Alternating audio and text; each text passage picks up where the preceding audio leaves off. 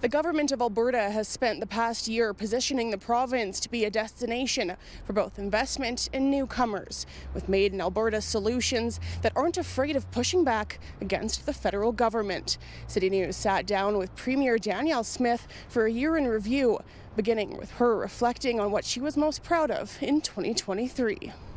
I'm proud that the economy is doing so well. Jobs and economy were one of the big things that we campaigned on in the last election. I wanted to maintain a lot of the environment that we have here that has attracted businesses, and it's really working. We've got in-migration like we've never seen before.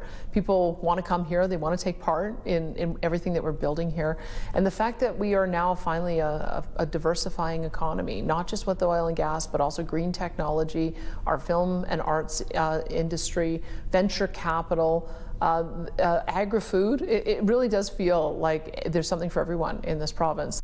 Alberta has seen a lot of interprovincial migration, specifically from British Columbia and Ontario. Amid a housing crisis, did the Alberta is Calling campaign work too well?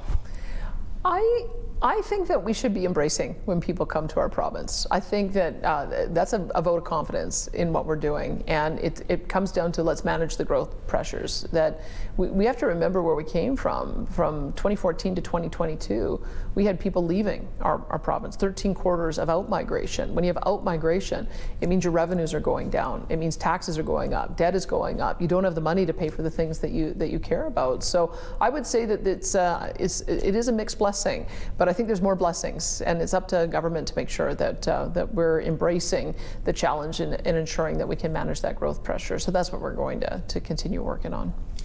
Why is it so important for you to fight back against Ottawa's environmental plan? I think we're in sync on our environmental plan if we were to look out to 2050, because I've seen that our industry is being so proactive. Pathways Group, our major oil sands operators, has a target to be net zero by 2050.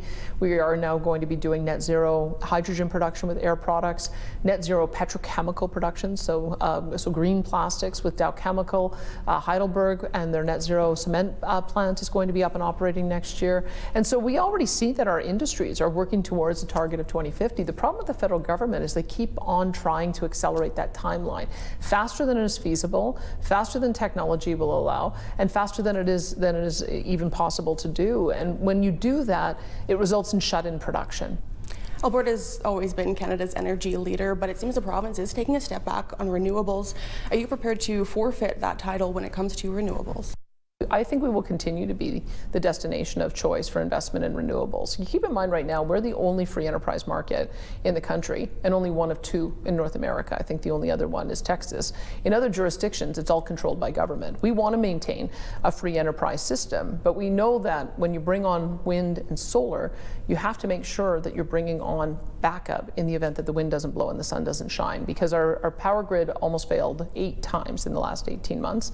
And when you look at what was happening those days, either the wind wasn't blowing or the sun wasn't shining, and we had to amp up our natural gas production. So one of the worries that I have is because of all the uncertainty that the federal government has created with its policies, demanding that the electricity grid be net zero by 2050 or by 2035, is that we don't have any baseload power proposals coming on right now. And I can't bring on wind and solar without bringing on natural gas. So that's one thing we have to solve.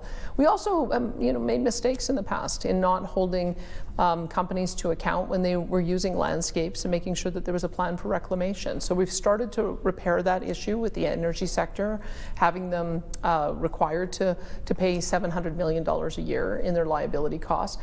But we don't want to make that same mistake with wind and solar. We have to make sure that they also have a reclamation plan so that 25 years from now, we don't have landowners facing the same problems. The Alberta pension plan, you didn't campaign on this, so why is the province spending so much energy on it? We had a report that was delivered in 2021. We had a second report that we were waiting for. It came out in June, which was after the election. But I did say that when it came out, I would put it to the people so that they could see what the results were, and that if there was ever a decision on a pension plan, it would be put to a referendum. Well, Premier, thank you so much for your time on this. I really appreciate it. My pleasure.